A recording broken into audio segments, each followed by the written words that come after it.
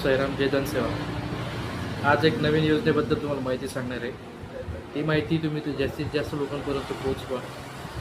शक्यतो असेल तर ऑफिसला व्हिजिट करा.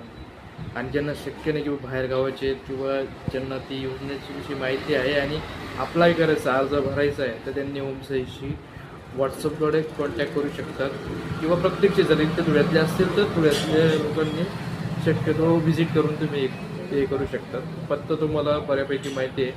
मी शेवटी व्हिडिओच्या एंडमध्ये पत्ता वगैरे सगळं सांगेल. आता मी सुरुवातीला पहिले योजनेची माहिती सुरुवात करतो. तर त्याच्यामध्ये लक्षात घ्या, सोलर रूफटॉप योजना म्हणजे घरावर जे सोलर बसवले जातात त्याच्याविषयी मी आज सखोल माहिती तुम्हाला सांगणार आहे. घरावर जे सोलर बसवले जातात त्याच्यामध्ये भरपूर गोष्टी असतात ज्या आपल्याला माहीत नसतात.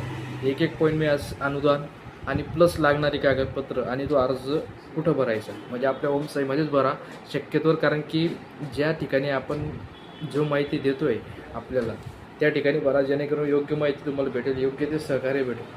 काय होईल जाईल, आमचं फक्त ऑनलाईन अर्ज करणं काम आहे.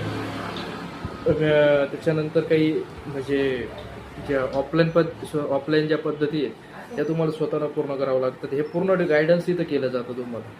ते बाकी ठिकाणी तुम्ही जिथं अर्ज करता किंवा घरी भरण्याचा प्रयत्न करतात तर तो पूर्ण अर्ज बिघडतो आणि मग नंतर तुमचे खाली कमेंट्स येतात किंवा बाकी गोष्टी तुम्ही विचारणा करतात किंवा फोन करतात, तर त्याच्यामध्ये ते काही शक्य होत नाही. सो मी परत एक विनंती करतो की शक्यतो ओमसाईला व्हिजिट करा किंवा व्हॉट्सअप थ्रू कॉन्टॅक्ट करून तो अर्ज भरण्याचा प्रयत्न करा. तर लक्षात घ्या, सोलर रूफटॉपसाठी मी तुम्हाला सांगतो आहे. सोलर रूफटॉपमध्ये अशी योजना आहे की ज्या ठिकाणी तुम्हाला अनुदान दिलं जातं सोलर बसवण्यासाठी शासनाकडून. तर ते अनुदान किती असतं, 1 किलो वॅट असेल तर 46,820 रुपये एवढं अनुदान तुम्हाला दिलं जातं.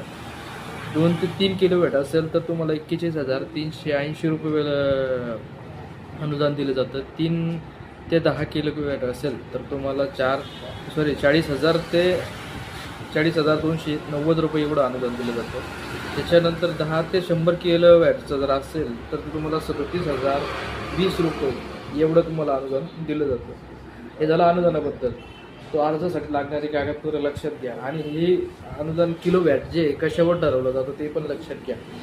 ते ह्याच्यावर ठरवलं जातं की तुमचं जे 6 महिन्याचं लाईट बिल आहे त्याच्यावरती ठरवलं जातं.